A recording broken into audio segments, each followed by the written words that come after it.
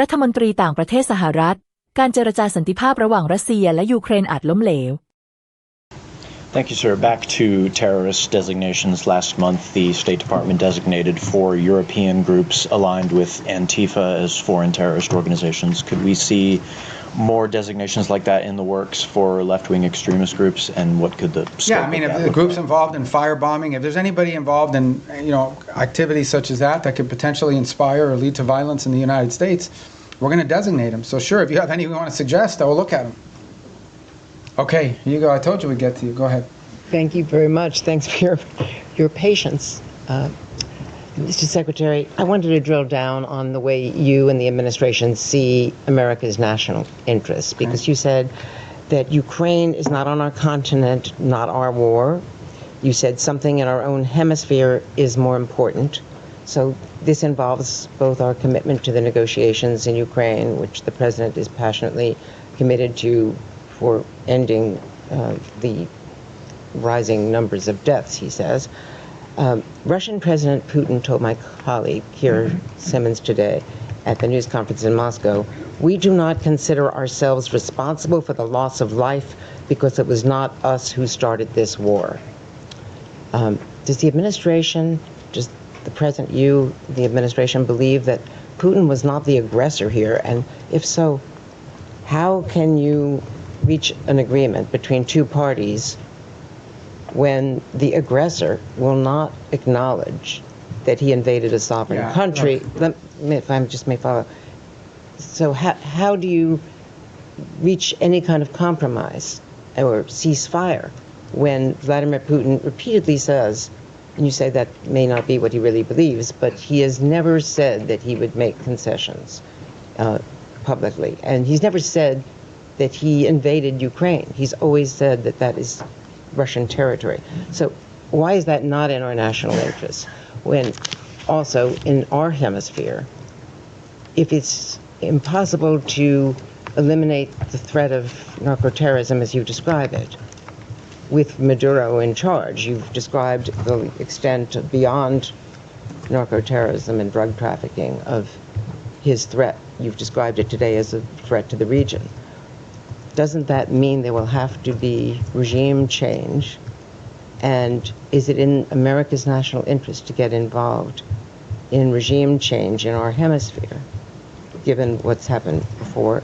And why is Maduro this overriding, I mean, he is an overriding threat by all acknowledgement, but why is the former president of Honduras not a regional threat, who was personally involved in hundreds of tons. Right. So let me take the second one for the first one. On the president of Honduras, I'm not involved in the pardon process, which is what that was. He's no longer in office.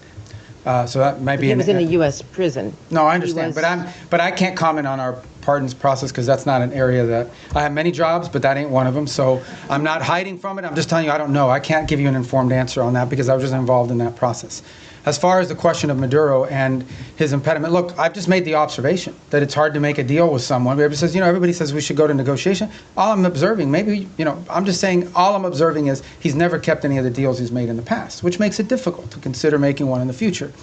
Beyond that, I'm not going to speculate about what might or may not happen. Ultimately, I can tell you what our goals are and what our interests are, and that's how we've defined them. Well, in 2019, didn't he get bailed out by Cuban military, Cuban intelligence, outside forces? And so ultimately, with this blockade, is this partly, yes, Maduro, but partly to get at Cuba and Iran and the recipients of this sanctioned oil? This action on the boats, these are sanctioned, but these are enforcement actions. That's what they are. They are existing sanctions. And therefore, 80% of their oil is shipped through ghost fleets. Okay, so we understand what we're talking about here. We are talking about boats that are basically privateers, okay, that are flying under false flags, that turn off the transponders, that spoof their true location. They are hired to evade sanctions. We are simply enforcing sanctions. Every one of these has a court order attached to it. We go to a judge, the judge issues the warrant, we're executing. These are enforcement actions. The fact that they happen to impact a terrorist regime, is a good thing, but they are enforcement actions, and we are conducting enforcement actions. On the case of Ukraine, no one has said that Ukraine is a zero in terms of our national interests. We have sold them billions of dollars worth of weaponry. We've provided them in previous billions of dollars worth of weaponry. We continue to provide them intelligence support. And we have sanctioned. The president has sanctioned the Russian Federation. He issued oil sanctions. All the oil sanctions everybody wanted him to do, he did them. He did them a month and a half ago. All I'm saying, now you point to all the stuff about, well, does Putin say this? Does Putin? That's why this issue set is difficult. I'm not claiming anything other than the fact that we understand it's difficult. We understand that you're not going to have a deal unless both sides have to give and both sides have to get. Both sides will have to make concessions if you're going to have a deal. You may not have a deal. We may not have a deal. It's unfortunate. The U.S. should walk away from that if it is not a prime region interest because it's not in our continent. That's not my decision to make. Ultimately, the president will make a determination if and when he feels like further U.S. engagement is no longer productive or serves the national interest. That's a decision the president have to make. I can't speculate about that. All right, yes. Mr. Secretary, a question for you on Venezuela and then quickly on Ukraine. You mentioned Maduro was not the only one indicted by the United States in the Southern District. Does that mean it is U.S. policy that not just Maduro, but his top regime lieutenants, cabinet members, that they all must exit? Yeah, no, I point to the indictment simply as when people say, well, how do we are alleging that he is, and I guess, you can describe it any way you want. I just want to make clear, this is not something we came up with. Right. We're basing it on a federal indictment and a superseding indictment. Cabello's in there. Yeah, a bunch of people are. And so, but what it proves is, and the reason why I raise the indictments is because the indictments are the point of the $50 million reward. And I believe the $25 or $10 million reward for Cabello and for others.